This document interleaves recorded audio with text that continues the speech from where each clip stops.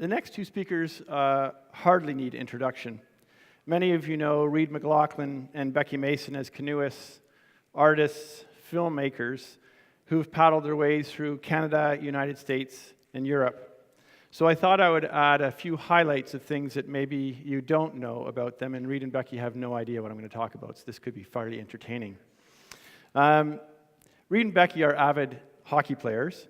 Becky, aka one-timer, and Reid dedicate hours every week clearing a patch of ice on the Gatineau River near their home to practice their craft. And more importantly, they do this to build community so that those can gather, those friends and those in the community can gather for a hockey game every Sunday. They own 36 canoes of every sort and description, some over 120 years old. And contrary to popular belief, these two did not meet in a canoe on Meech Lake, although that is how and where they were married some 23 years ago. Earlier in their courtship, Reid was invited on a canoe trip with Becky, her father, and a few of her father's friends. As a 20-year-old, Reid was rather excited to be able to share a tent with Becky. The first night, they set up the Masons' old Baker tent together, and Reid, all googly-eyed, came to realize that there would be 3, not 2, in that tent. Reid did sleep in a tent with Becky on that first trip, with Becky's father firmly wedged between them. Reid's tent mate was Bill Mason, which would probably be a dream situation for many of us in the room, but for poor Reid, it was a bit of a disappointment. What I really want to highlight, however, in introducing Reid and Becky is their love for and their championing of local watersheds. They regularly volunteer time and effort to encourage and support local watershed use and protection by bringing the community together in fun and engaging ways. They are grassroots people. They get as much joy from walking down the street for an hour paddle on the Gatineau River as they do going on long wilderness trips. They feel blessed, like so many of us in the room, to live in a part of the world where they could spend a lifetime paddling rivers and lakes within a day's drive of their home. In my view, Reid and Becky are, most importantly, community builders, net contributors, and people you can count on. And their hockey skills, well, let's just say they have a little work to do to get as good as their canoeing. So without further ado, I'd like to introduce Reid and Becky.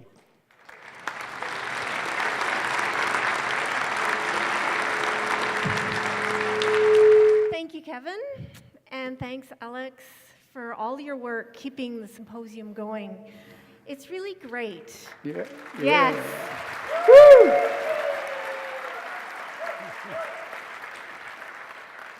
And also so important for all of us to have this opportunity to gather, talk, and listen, and share our stories, and to be inspired by and learn from one another. It wasn't our plan to be up here tonight. We were supposed to be out there, sitting with you, eagerly anticipating what an amazing Alex Hall was going to say. I'm sorry to say, but as you probably know, Alex is ill, and sadly couldn't make it here tonight. So we have been asked to fill in for him. It's an impossible task to fill his shoes, of course, but we are going to give it our best. But before we do, I hope that you will join me in sending Alex our good wishes and our strength and our love and prayers. And we so hope that at this time next year, we will see him right up here on this stage where he so deserves to be.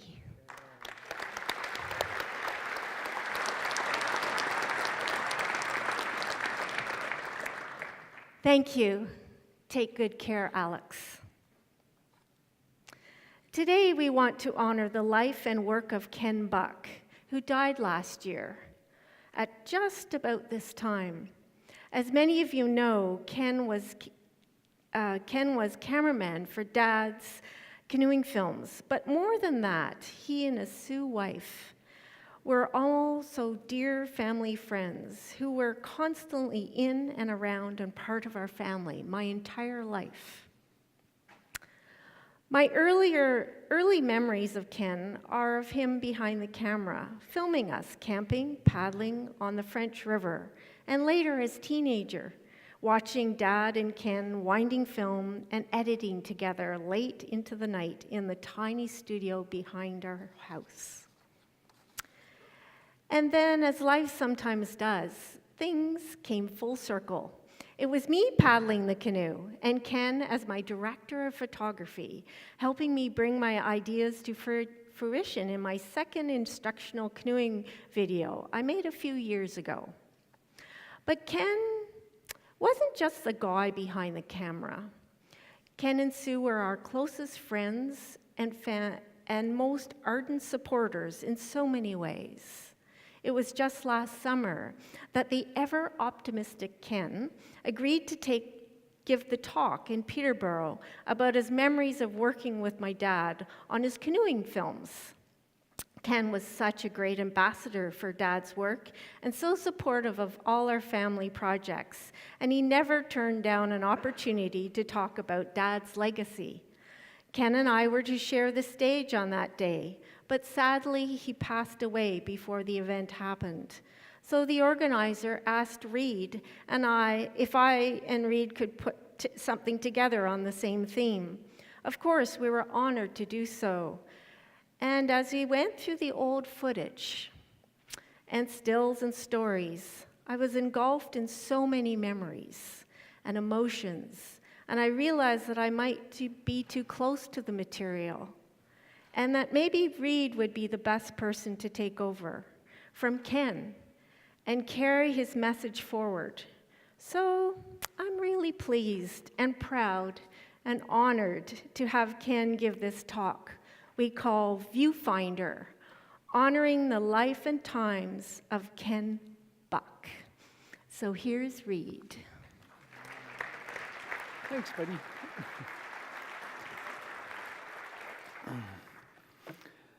All right.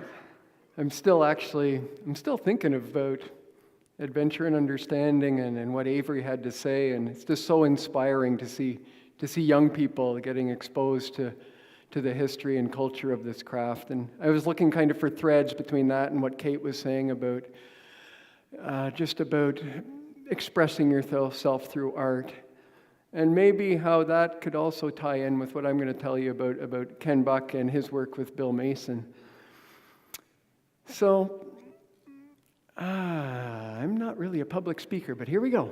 Bear with me. I think the best way to start is probably just to show you this.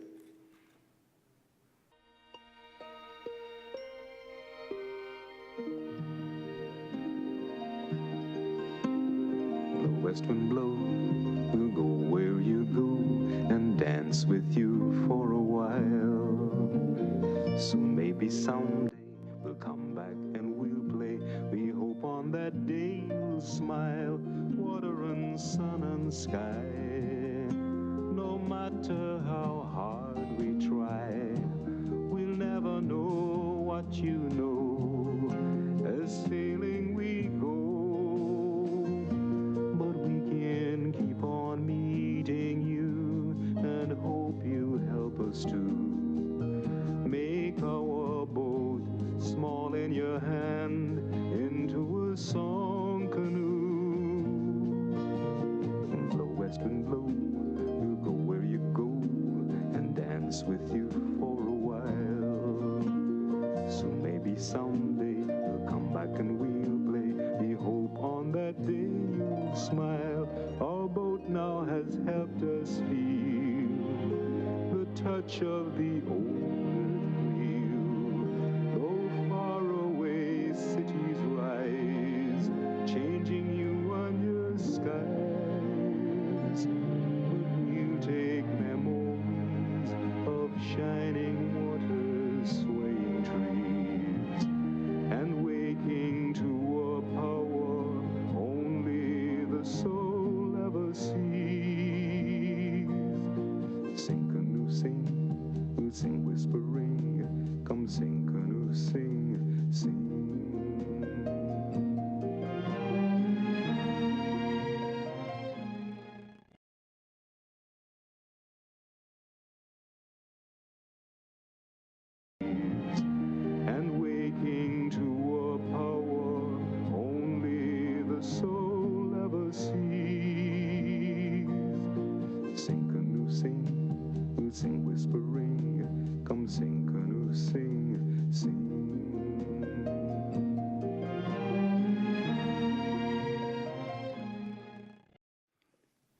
right, did you catch that?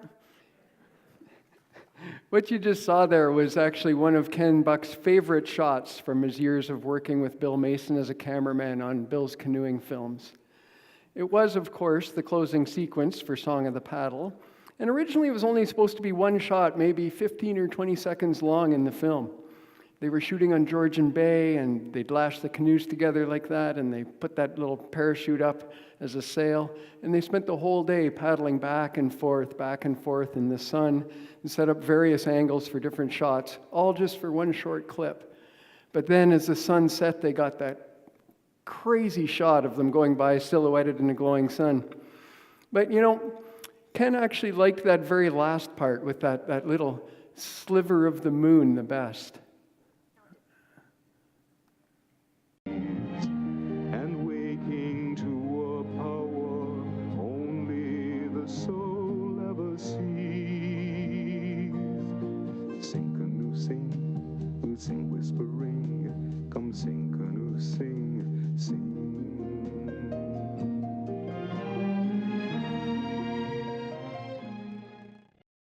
So I think he really believed that was almost a perfect summation of the movie, but also of his work as a whole. Just the idea of the canoe and how it offers freedom and the celebration of endless summer days and days of sun, days of wind and water, and sailing into the sunset towards new horizons and adventures.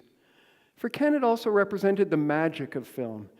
He even admitted that when he and Bill planned this shot, they didn't think it would actually work. You know, there wasn't enough light. The exposure was really an educated guess, and pulling back from that moon and panning with the cameraman, all while adjusting focus, it's almost impossible, and he's doing it in the dark. But I think it was just the years of experience and working together that culminated perfectly, and they got that quintessential final shot. And even Bill Mason didn't have to say, one more shot for that one. But that film actually ended up earning Ken a Genie Award, that's like a Canadian Oscar, for Best Cinematography. And that shot certainly makes me believe in the magic of film as well. So I think most of you probably know a bit about Bill Mason, but who was this Ken Buck fella? Well, turns out he was a pretty normal kind of kid from Toronto who became a school teacher, and with his wife Susan ended up living at Meech Lake, not far from Bill and Joyce's house. And it wasn't long before the outdoorsy Buck was sort of sucked into the Mason family vortex, wanting to help and be a part of the creative force that was Bill Mason, and it was truly a force. Ken always said that his very first job in filmmaking was digging the trench for the fencing of the enclosure that they made in the lake for Bill's series of wolf films. And when Ken wasn't working at school, he helped out Bill in many other ways other than digging trenches on those wolf films. And a friendship as well as a trust and an understanding really began to grow between them. Ken had, he had no experience in filming or the arts really, but that wasn't necessarily a bad thing. In a way, it was perfect for Bill. Bill could teach and train Ken to do exactly what he wanted, and in typical Mason fashion, sort of have him unknowingly break a few film industry rules, like safety, along the way. So when they went on location somewhere, Ken just thought it was normal that they would live on set, live in a camp baker tent, cook their own food, and then put all the budget money they saved towards more film. So there were no fancy hotels, no big film crews, none of that for these two. I know you guys are probably all thinking, dream job, man, bring it on. But it's an important point that Bill was not a formally trained filmmaker. Although he was aware of how things should be done, he didn't follow any of the filmmaking conventions of the day. And Bill really wore all the hats on his projects, and especially his films. He was writer, director, do camera, art, animation, often narration, as you know, and even editor, film editor. I mean, no film school in the country would have filmmakers editing their own footage, but that's how Bill rolled. He had a vision, and he wanted control of it. And Ken, well, he just assumed that this is how everybody made films, and he happily followed along, listening, watching, and absorbing all that Bill told him.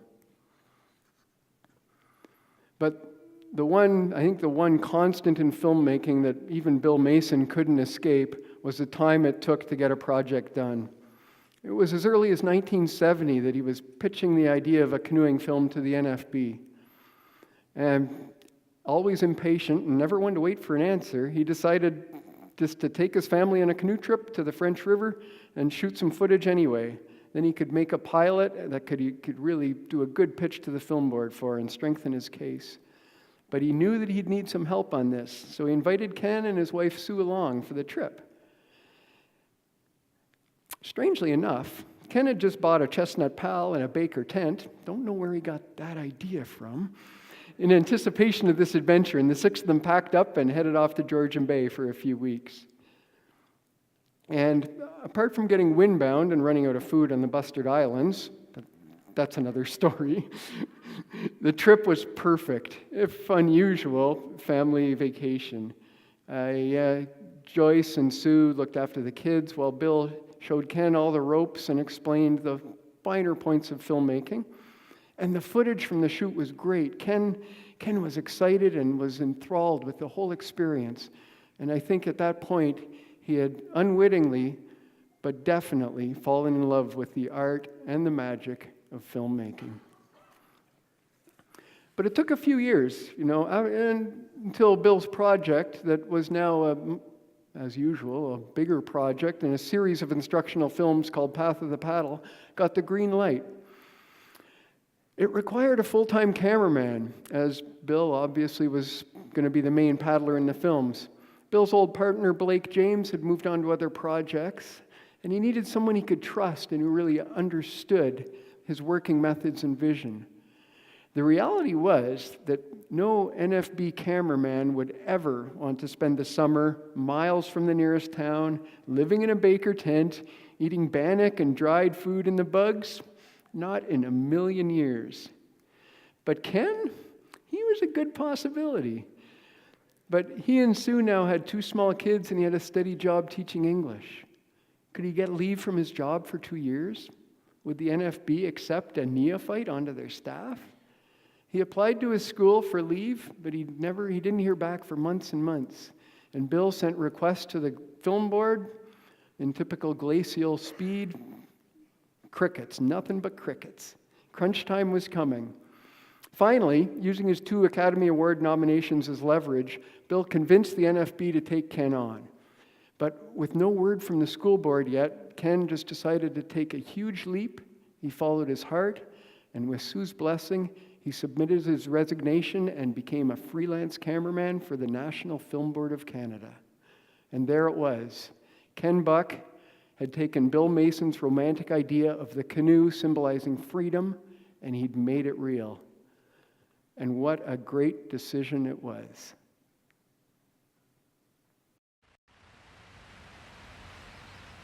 If I could zero in on the most important thing that Bill taught me and showed me, it was that he taught me how to see. He is never satisfied with doing anything halfway. We shot one set of rapids 23 times in order to do it right. And each time he would explain exactly why we were doing this and how it was going to be different from everything else.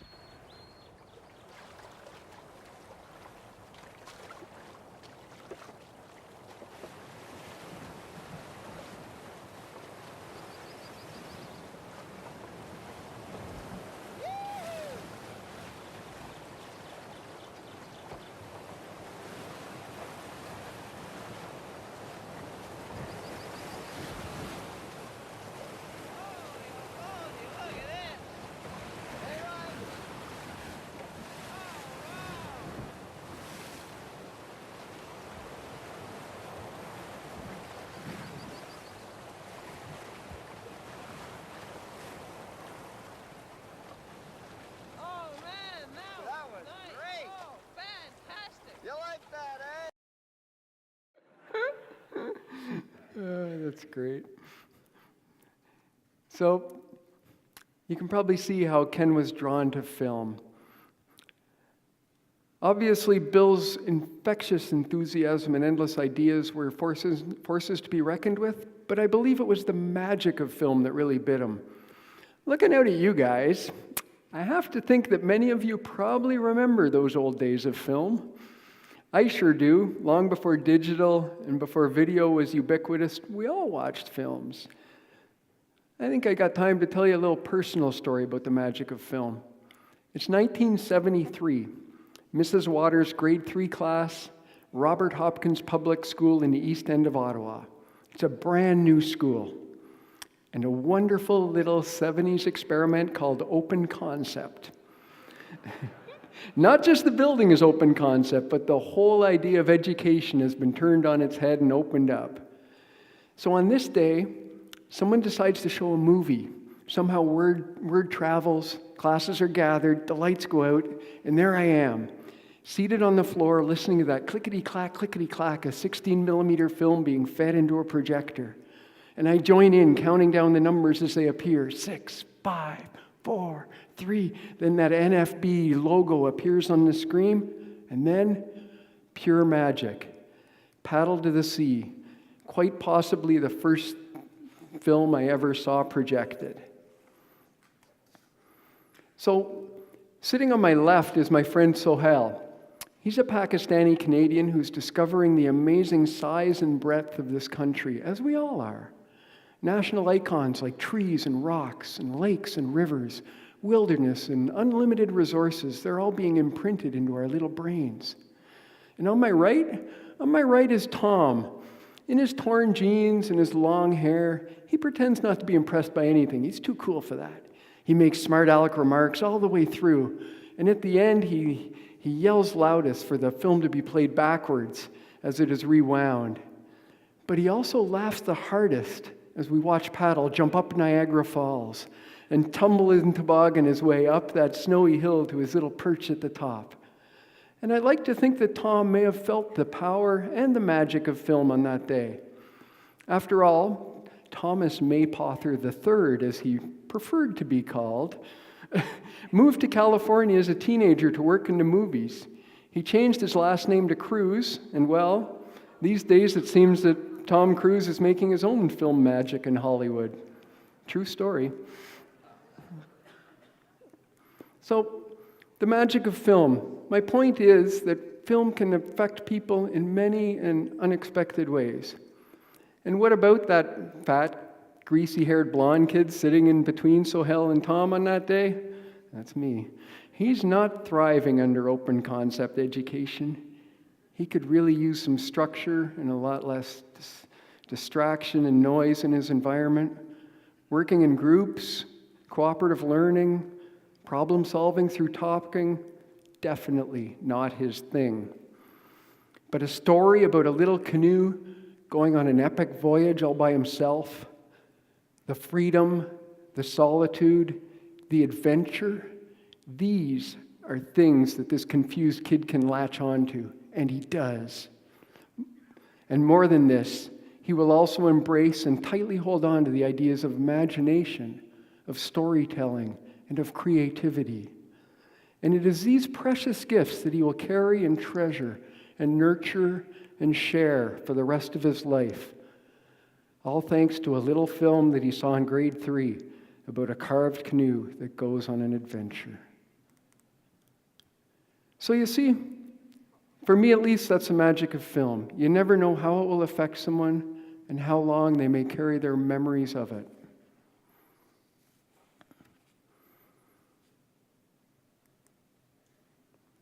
Oops, I'm getting ahead of myself.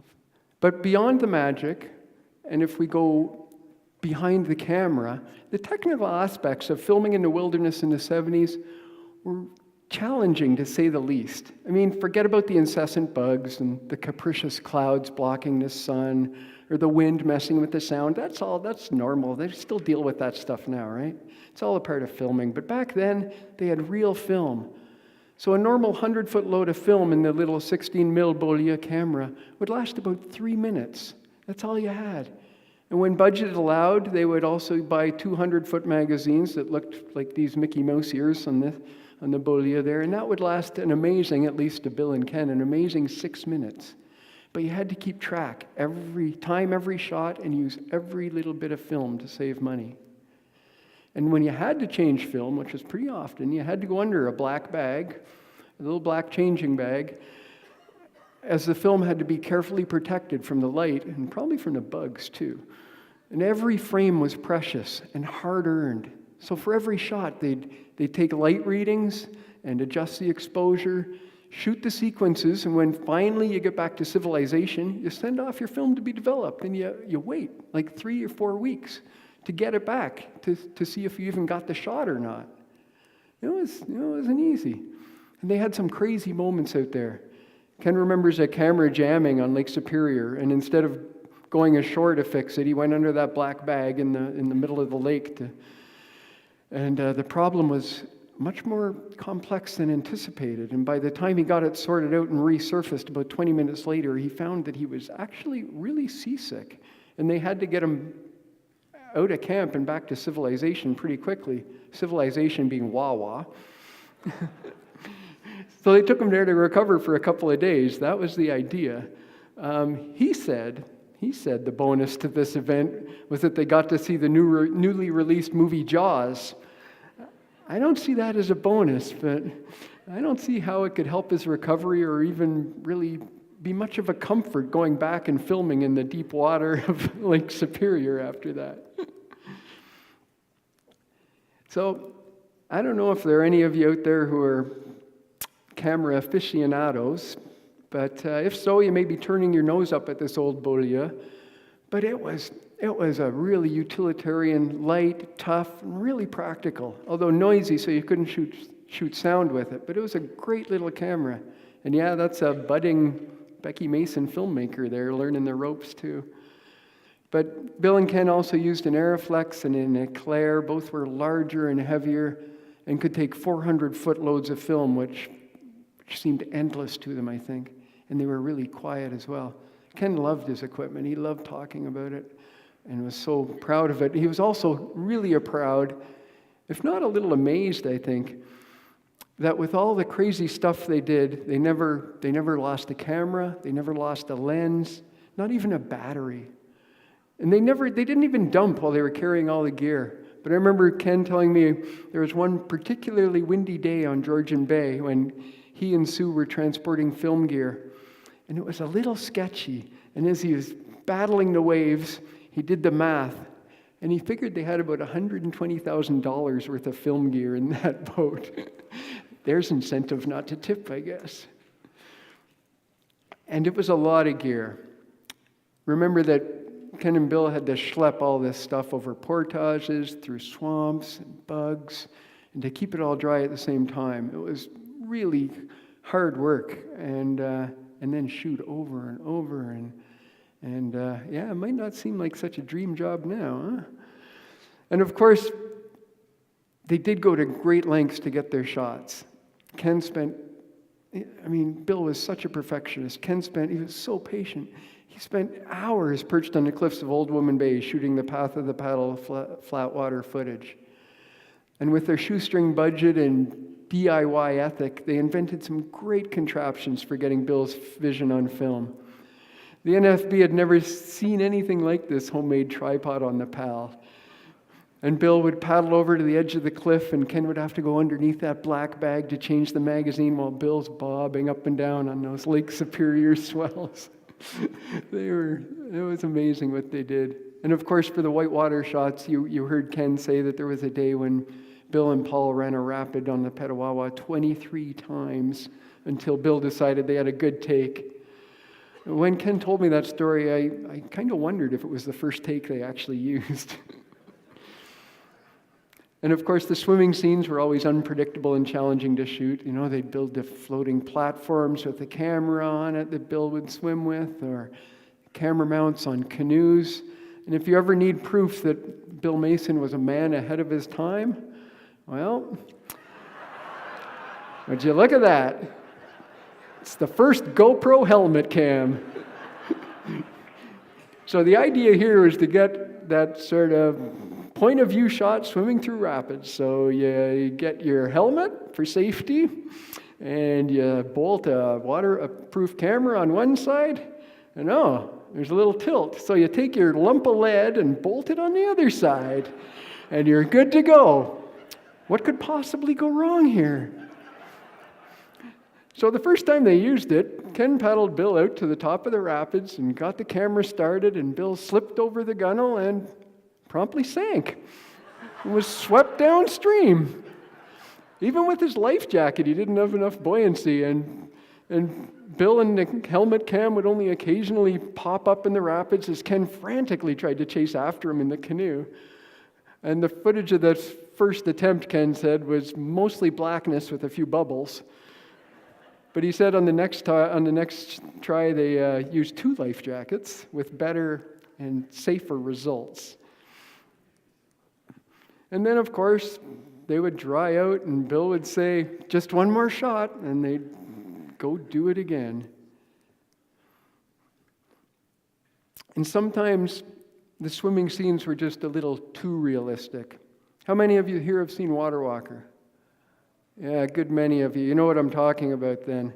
But here are Ken's words on what he was thinking at that time when they shot it. Ken describes what happened. I was changing magazines on the camera. Joyce said to me, "He's over." And I finished putting the magazine on, looked through the camera, sure enough, he's in the water. And the first thing that I thought about was, this is terrible. It's, and it's terrible that Joyce is going to be here to watch this.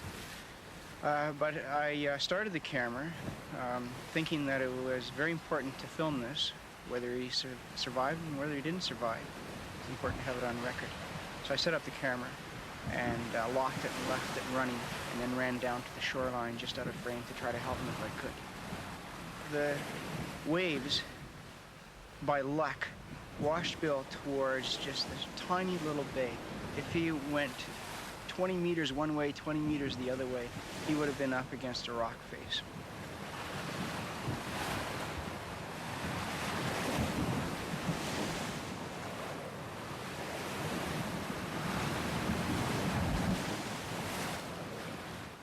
But luckily, he was washed into this one place where he could get safely washed up onto the rocks and survive.